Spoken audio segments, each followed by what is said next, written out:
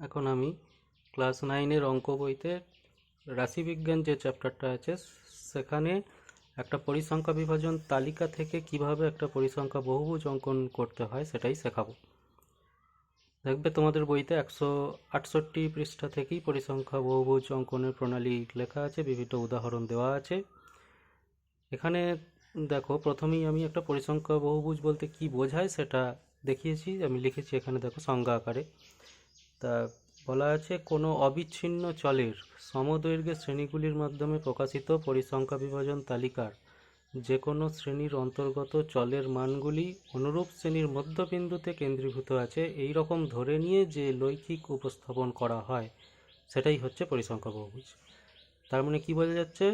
অবিচ্ছিন্ন চলরাশি হতে হবে আর শ্রেণী নিতে হবে যেগুলো, সেগুলো সমদৈর্ঘ্যের শ্রেণী হতে হবে। আর কি করতে হবে? ওই শ্রেণীতে যে মানগুলো আছে সব মানগুলোকে একসাথে না ধরে আমাদের মনে করতে হবে যে সমস্ত মানগুলো তাদের একটা মধ্যবিন্দুতে গিয়ে জড়ো হয়েছে। অর্থাৎ ওই শ্রেণীর একটা মধ্যবিন্দু আমাকে নির্ণয় করতে হবে এবং ধরে নিতে হবে সব মানগুলোকে বাদ দিয়ে আমরা ওই মধ্যবিন্দুটাকেই এখানে শুধুমাত্র হিসাবের মধ্যে রাখব।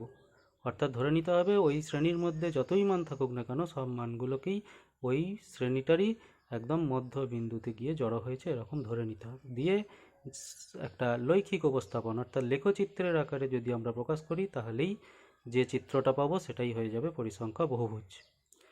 দেখবে এখানে তোমাদের পরিসংখ্যা বহুভুজ আঁকার একটা নিয়ম আমি লিখেছি, পরপর কিভাবে বহুভুজটা আঁকতে হবে সেই নিয়মগুলো তোমরা পরপর ফলো করবে, তাহলেই বহুভুজটা আঁকা আর কোনো তোমাদের ক্ষেত্রে আর কোনো অসুবিধা হবে না। আমি তোমাদের বইতে 172 পৃষ্ঠাতে একটা উদাহরণ দেওয়া আছে, কোষে দেখি 11.2-তে দেখবে 11 দাগের যে অঙ্কটা করতে দেওয়া আছে সেটাই আমি এখানে করে দেখিয়েছি। তোমরা ঠিকঠাকভাবে দেখো এটা, তাহলেই বুঝতে পারবে কীরকমভাবে একটা পরিসংখ্যা বহুভুজ আঁকা যায়। বইতে দেখবে 172 পৃষ্ঠাতেই আছে। এই যে 11 দাগের যে অঙ্কটা আছে এখানে শ্রেণীগুলো দেওয়া আছে আর তাদের পরিসংখ্যা দেওয়া আছে। 1 থেকে 10, 11 থেকে 20, 21 থেকে 30 এইভাবে শ্রেণী দেওয়া আছে, তাদের পরিসংখ্যাগুলো দেওয়া আছে। এখান থেকে কিভাবে একটা পরিসংখ্যা বহুভুজ অঙ্কন করা যায় সেটাই আমি দেখাবো। তার জন্য কি করতে হবে? প্রথমে আমাদের পরিসংখ্যা বিভাজন তালিকাটাকে আগে তৈরি করে নিতে হবে। কীরকমভাবে তালিকাটা তৈরি করব সেটা তোমরা এখানে দেখতে পাচ্ছ। বইতে যেভাবে ঠিক শ্রেণী আর পরিসংখ্যাগুলো দেওয়া ছিল আমি প্রথমেই তার শ্রেণীগুলো আর পরিসংখ্যাগুলোকে লিখে নিয়েছি। এবার একটা জিনিস ভালো করে লক্ষ্য করবে যে প্রত্যেকটা শ্রেণীর যেটা ঊর্ধ্বসীমা আর ঠিক তার পরবর্তী শ্রেণীর নিম্নসীমা এরা কিন্তু কন্টিনিউয়াস নয়, অর্থাৎ আলাদা। 10 যে শেষ হয়েছে পরেরটা আবার 11 থেকে আরম্ভ হয়েছে। তা এই রকম ক্ষেত্রে আমাদের কি করতে হয়? এটা ক্ষেত্রে আমাদের শ্রেণী বহির্ভূত পদ্ধতিটাকে অ্যাপ্লাই করতে হবে। এর আগে তোমরা শিখেছো, যখন আয়তলেখ অঙ্কন করা শিখেছো তখন শ্রেণী অন্তর্ভুক্ত পদ্ধতি, শ্রেণীর বহির্ভূত পদ্ধতি, দুরকম পদ্ধতি শেখা হয়েছে। কিভাবে এই রকম বিচ্ছিন্ন যদি শ্রেণী দেওয়া থাকে তাদেরকে কিভাবে অবিচ্ছিন্ন বা কন্টিনিউয়াস করা যায় সেই পদ্ধতি তোমরা শিখেছো।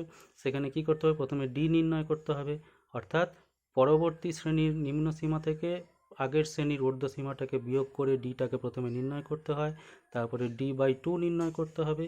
এখানে দেখো 11 থেকে 10 বিয়োগ করে ডি বেরিয়েছে 1, d/2 যদি আমি এরপর নির্ণয় করি তাহলে 1/2 অর্থাৎ 0.5, এটা হয়ে যাচ্ছে d/2। এবার কি করব?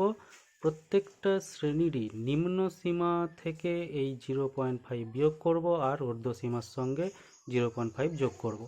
তাহলে প্রথম শ্রেণীটা কি হয়ে যাবে? 1 থেকে 0.5 বিয়োগ করলে প্রথমটা হয়ে যাবে শুধু 0.5, 10-এর সঙ্গে 0.5 যোগ করলে হয়ে যাবে 10, 10.5। প্রত্যেকটাতে আমি যদি এই নিয়মটাই অ্যাপ্লাই করি তাহলে এইভাবে একটা শ্রেণী আবার আমরা পাবো, যে ক্ষেত্রে কিন্তু দেখা যাচ্ছে এটা একটা কন্টিনিউয়াস শ্রেণী, অর্থাৎ যে সংখ্যাটাতে শেষ হয়েছে পরবর্তী শ্রেণীটা ঠিক সেই সংখ্যাতেই আরম্ভ হয়েছে। এক্ষেত্রে আমাদের আয়তলেখ বা পরিসংখ্যা বহুভুজ আঁকা সহজ হয়ে যাবে। এরপরে কি করতে হবে? দেখবে ওখানে আমাদের নিয়মের ক্ষেত্রেই লেখা আছে যে প্রতিটা শ্রেণীর মধ্যবিন্দু বা শ্রেণী মধ্যক নির্ণয় করতে হবে। সেই জন্যই এখানে আমরা দেখবে প্রত্যেকটা শ্রেণীরই মধ্যবিন্দু, শ্রেণী মধ্যকটাকে নির্ণয় করেছি। শ্রেণী মধ্যক নির্ণয় প্রণালী এগুলোও তোমরা আগে শিখেছো, এগুলো আমি আর ডিটেলস বলছি না, শুধু সূত্রটা এখানে লিখে দিয়েছি। দেখবে ঊর্ধ্বসীমা নিম্ন সীমাটাকে যোগ করে 2 দিয়ে ভাগ করলেই শ্রেণী মধ্যক পাওয়া যায়। তা সেই হিসাবে প্রত্যেকটারই শ্রেণী মধ্যকগুলোকে লিখে ফেলতে হবে। ঠিক আছে, এইবার এই শ্রেণী মধ্যকগুলোর সাথে সাথে পরিসংখ্যাটাকে একটা স্থানাঙ্ক, একটা বিন্দু হিসেবে ধরতে হবে। অর্থাৎ এখানে দেখবে 5.5 এটা একটা শ্রেণী মধ্যক, তার সাথে সাথে পরিসংখ্যা হচ্ছে 8, অর্থাৎ 5.5, এরা একটা স্থানাঙ্ক বিন্দু হয়ে যাবে। 15.5, 3 এটা একটা স্থানাঙ্ক বিন্দু হয়ে যাবে। 25.5, 6 এটা একটা স্থানাঙ্ক বিন্দু হয়ে যাবে। এইভাবে বিন্দুগুলোকে আমাদেরকে ছক কাগজে অর্থাৎ গ্রাফ পেপারের মধ্যে স্থাপন করতে হবে। তা সেইটাই আমাদের দেখতে হবে কিভাবে একটা গ্রাফ পেপারে সেটাকে স্থাপন করতে হয়। দেখো এখানে 3 নম্বর পয়েন্টে লেখা আছে, এরপর লেখচিত্রের কাগজে নিজের সুবিধা মতো এক্স অক্ষ বরাবর ওয়াই অক্ষ বরাবর ক্ষুদ্রতম বর্গক্ষেত্রের বাহুগুলির মান নির্দিষ্ট করে ধরতে হবে। নিজেদের সুবিধা মতন, যেমন এখানে আমাদের ছকেতে দেওয়া আছে। দেখবে আমি এখানে একটা গ্রাফ পেপার নিয়েছি, সেই গ্রাফ পেপারেতে কিভাবে এগুলো আঁকতে হয় সেটাও দেখিয়েছি। আমি আগে থেকেই এটার পয়েন্টগুলো করে রেখেছি তোমাদের সুবিধার জন্য, কারণ ভিডিওতে এইভাবে দেখাতে গেলে অনেক দেরি হয়ে যাবে, তাই আমি আগে থেকেই এগুলো করে রেখেছি। মূল ব্যাপার হচ্ছে দেখো, এক্স অক্ষ বরাবর আমাদের স্থাপন করতে হবে শ্রেণী সীমানা বা শ্রেণী মধ্যকটাকে, আর ওয়াই অক্ষ বরাবর স্থাপন করতে হবে পরিসংখ্যাগুলোকে। এবার শ্রেণী সীমানাটাকে আমাদের সুবিধা মতন আমরা এইভাবে স্থাপন করেছি। দেখবে প্রত্যেকটা ঘরকে যেমন গুণে যাওয়ার নিয়ম আমি সেই অনুযায়ী করেছি, 1 2 3 4 করে এইভাবেই প্রত্যেকটা ঘর ধরা হয়েছে। তাহলে প্রথম ঘরটার ঠিক পরেরটাই যদি 1 ধরা হয়, তাহলে তাদের যেটা মধ্যবিন্দু হবে সেটাই 0.5। একই রকমভাবে এটা 5 এটা পর্যন্ত হয়ে যাচ্ছে 10, তাহলে ঠিক 10-এর পরের যে মধ্যবিন্দু যেটা 10 আর 11-র যেটা মধ্যবিন্দু সেটাই হয়ে যাবে 10.5। এইভাবে আমি প্রত্যেকটা বিন্দুকে লিখেছি, সেটা তোমরা দেখতে পাবে। তার কারণ হচ্ছে আমাদের ছকের মধ্যেই এখানে যে পয়েন্টগুলো হয়েছে সেগুলো সবই এইরকম 0.5, 10.5, ঠিক আছে, 20.5, 30.5, 40.5, 50.5 এইভাবেই প্রত্যেকটা বিন্দু এসেছে। তাই আমাদেরকে এইভাবেই আমাদের দেখাতে হয়েছে। আর কি দেখানো হয়েছে যে পরিসংখ্যাগুলো, এই যে পরিসংখ্যাগুলোর এখানে ম্যাক্সিমাম কত আছে 12।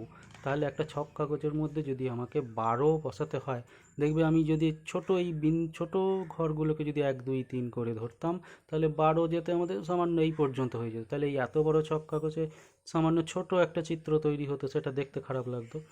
তাই আমরা কি করেছি, নিজেদের সুবিধার জন্য প্রতি 5 ঘর অন্তর অন্তর 1 করে করে ধরেছি। অর্থাৎ 5 ঘর প্রথমবার উঠে 1 পাবো, দ্বিতীয় 5 ঘর উঠলে 2 পাবো, তারপরে 5 ঘর উঠলে 3 পাবো। এইভাবে গুনে গুনে 12 পর্যন্ত স্থাপন করেছি। এখানে দেখবে ছক কাগজের ওপরে সেটা লিখে দেওয়া হয়েছে যে এক্স অক্ষ বরাবর ক্ষুদ্রতম বর্গক্ষেত্রের একটা বাহুর দৈর্ঘ্য 1 একক, ওয়াই অক্ষ বরাবর ক্ষুদ্রতম বর্গক্ষেত্রের 5খানা বাহু নিলে তবে 1 একক পাওয়া যাবে। এইবার দেখতে হবে আমরা কিভাবে বিন্দুগুলোকে স্থাপন করব। এই যে তোমরা এখানে পরিষ্কার দেখতে পাচ্ছ এক্স অক্ষ ওয়াই অক্ষ বরাবর কী কী আমি বিন্দুগুলোকে লিখেছি সেগুলো দেখতে পাচ্ছ। এবার আমি একটা পেন্সিল দিয়ে বিন্দুগুলোকে স্থাপন করব।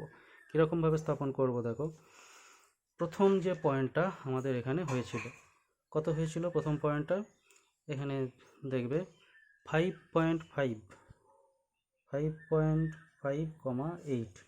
তারপর একটা হয়েছিল 15.5, 3। তারপর একটা হয়েছিল 25.5, 6। তারপর একটা হয়েছিল 35.5, 12। তারপর একটা হয়েছিল 45.5, 4। এই হচ্ছে অঙ্কে দেওয়া তথ্যগুলো অনুযায়ী আমাদের স্থানাঙ্ক বিন্দু। এবার সেই স্থানাঙ্ক বিন্দুগুলো কি আমাকে এখানে লিখতে হবে। তাহলে প্রথমটা হচ্ছে 5.5, 8। তাহলে এই যে ছক কাগজে এখানে দেখো 5.5 বলতে কোন বিন্দুটাকে বোঝানো হচ্ছে, আমি প্রথম থেকে গুণে ঠিক 5 নম্বর ঘর পর্যন্ত যাব, 5 আর 6-এর মাঝে এইটাই হচ্ছে আমাদের 5.5। তাহলে সেই 5.5-এর উপরের দিকে উঠতে হবে কত ঘর পর্যন্ত, 5.5, 8 প্রথম যে বিন্দুটা পাওয়া গিয়েছিল। তাহলে এখান থেকে 8 ঘর পর্যন্ত উঠতে হবে। অর্থাৎ এই যে পয়েন্টগুলো আমি এখানে করে রেখে দিয়েছি 1 2 3 4 5 6 7 8, তাহলে ঠিক 5.5-এর সোজাসুজি 8 নম্বর যে ঘরটা আছে সেখানে একটা আমি বিন্দু নিলাম, এইভাবে গোল করে দেবো। হয়েছে। এরপরেটা দেখো 15.5 তার সঙ্গে 3 নিতে হবে, অর্থাৎ 15.5 এখানে কোন বিন্দুটা, ঠিক এরপরেই দেখো 15 নম্বর ঘর আর 16 নম্বর ঘরের যেটা মাঝামাঝি সেটাই হচ্ছে এখানে 15.5। তাহলে 15.5 থেকে ওপরের দিকে আমি উঠবো, এই যে 3 ঘর পাশে লেখানো আছে, তাহলে 15 নম্বর ঘরের সোজাসুজি আমি উঠবো 3 ঘর পর্যন্ত, এখানে এটা এভাবে এটাকে গোল করে দেবো। এরপরে আছে 25.5 আর 6, তাহলে ঠিক একই রকমভাবে 25.5 আগে খুঁজতে হবে এক্স অক্ষ বরাবর কোনখানে আছে, তারপরে ঠিক ওপরের দিকে সেইটারই 6 নম্বর ঘর যেখানে হয়েছে, এই যে এই বরাবর 6 আমি লিখে রেখে দিয়েছি, সেই বরাবর আমাকে বিন্দুগুলোকে স্থাপন করতে হবে। এইভাবে পরপর যে কটা আছে আমি স্থাপন করে নিচ্ছি। 35.5 এটা উঠবে একদম 12 পর্যন্ত, একদম এইখানে হয়ে যাবে 35.5-এর পয়েন্টটা একদম 12তে এখানে বসাতে হবে। এরপরটা হচ্ছে 45.5, 4, তাহলে 45.5 হচ্ছে আমার এখানে এই বিন্দুটা, 45.5 না, হ্যাঁ 45.5, সেখান থেকে উঠবে সেটা 4 ঘর পর্যন্ত, অর্থাৎ এই বিন্দু পর্যন্ত উঠবে 4 ঘর। দেখতে পাচ্ছ সবাই? এই হচ্ছে আমাদের ছকের মধ্যে দেওয়া আছে যে কটা তথ্য, সেই অনুযায়ী যে ছবি স্থানাঙ্ক বিন্দুগুলো পেলাম সেই রকম। এরপরে দেখবে আমাদের কি নিয়মাবলীতে লেখা আছে, বলছে প্রতিটি শ্রেণীর নিম্নসীমা বা ঊর্ধ্বসীমাকে এক্স অক্ষ বরাবর আর পরিসংখ্যার ওয়াই অক্ষ বরাবর স্থাপন করতে হবে, সেটা তো করা হয়েছে। প্রত্যেকটি শ্রেণীর মধ্যমানকে ভুজ ধরতে হবে আর পরিসংখ্যাকে কোটি ধরতে হবে, সেটাও এখানে দেখানো হয়েছে। দেখবে মধ্যমান শ্রেণী মধ্যক আমি ভুজ লিখেছি আর এদিকে পরিসংখ্যাটাকে কোটি বরাবর ওয়াই অক্ষ বরাবর স্থাপন করেছি। তারপরে লেখা আছে এক্স অক্ষের উপর প্রথম শ্রেণী সীমার ঠিক আগের শ্রেণী সীমানা, ঠিক আছে, সেটাকে 0 পরিসংখ্যা বিশিষ্ট মধ্যবিন্দু ধরতে হবে, আর শেষের যে শ্রেণী সীমানা আছে ঠিক তার পরের শ্রেণী সীমানাটাকেও 0 পরিসংখ্যা বিশিষ্ট মধ্যবিন্দু ধরতে হবে।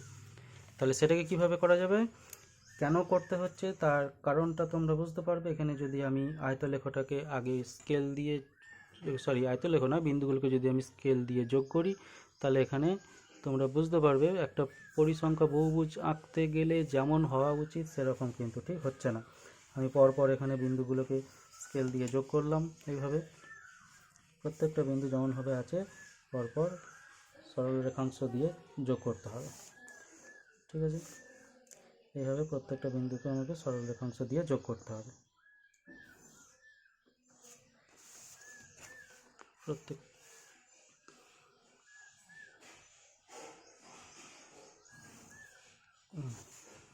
এই পর্যন্ত হলো।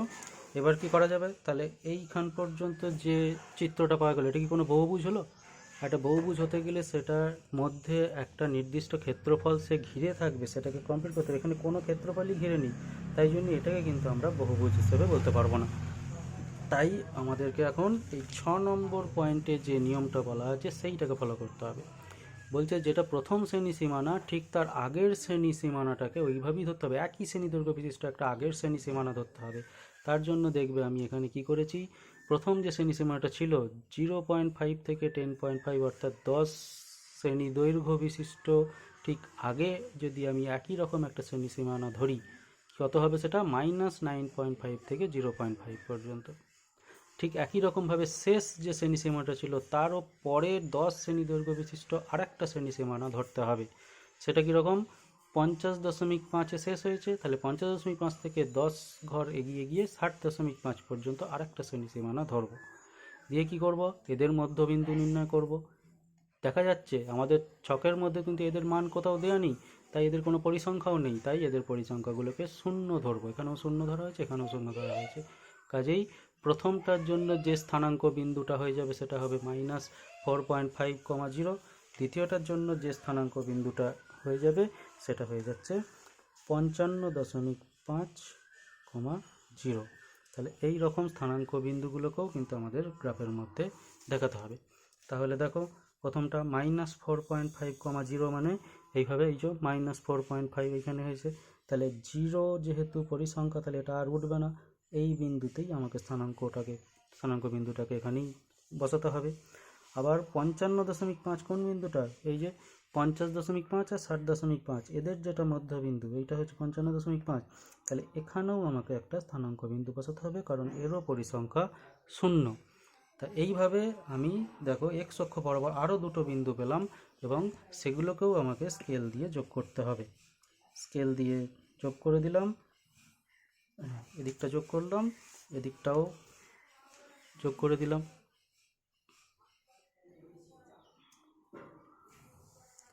এইভাবে দেখো এবার যে চিত্রটা পাওয়া গেল, এটা কিন্তু একটা কমপ্লিট বহুভুজ পাওয়া গেল। এইখান থেকে আরম্ভ হয়ে এদিক পর্যন্ত এইভাবে উঠে, ঠিক আছে, আবার এইভাবে নেমে এখানে এক্স অক্ষের উপর ছেদ করেছে। তাহলে এই যে মাঝে যে ক্ষেত্রফলটা পাওয়া গেল, এটা কিন্তু এই বহুভুজটা ঘিরে রেখেছে সম্পূর্ণভাবে। তাহলে এটাকে আমরা একটা পরিসংখ্যা বহুভুজ বলতে পারবো। ঠিক আছে, এইবার এই বহুভুজগুলোতে আমি যদি একটা করে নাম দিয়ে দিই, এ বি সি ডি, ঠিক আছে, এখানে ই এফ, আর একদম নিচে এখানে যেখানে শেষ হয়েছে সেটাতে জি, এইভাবে নাম দিলেই একটা পরিসংখ্যা বহুভুজ পাওয়া যাবে। ঠিক আছে, তাহলে এইভাবে একটা পরিসংখ্যা বিভাজন তালিকা থেকে একটা পরিসংখ্যা বহুভুজ অঙ্কন করতে হবে। এটা তোমরা শিখলে। এর পরের ভিডিওতে আমি দেখাবো কিভাবে একটা পরিসংখ্যা বিভাজন তালিকা থেকে একটা আয়তলেখ প্রথমে অঙ্কন করতে হয়, তারপরে সেই আয়তলেখর মাধ্যমে আবার পরিসংখ্যা বহুভুজ অঙ্কন করা যায়। যেটা তোমাদের এখানে দেখবে 8 নম্বর নিয়মতে বলা ছিল যে কখনো কখনো আয়তলেখ অঙ্কন করেও প্রতিটির প্রস্থ বরাবর মধ্যবিন্দুগুলোকে যোগ করে পরিসংখ্যা বহুভুজ অঙ্কন করা হয়। এটা আমি তোমাদের অন্য আরেকটা ভিডিওতে দেখাবো। ঠিক আছে, আজকে এই পর্যন্তই।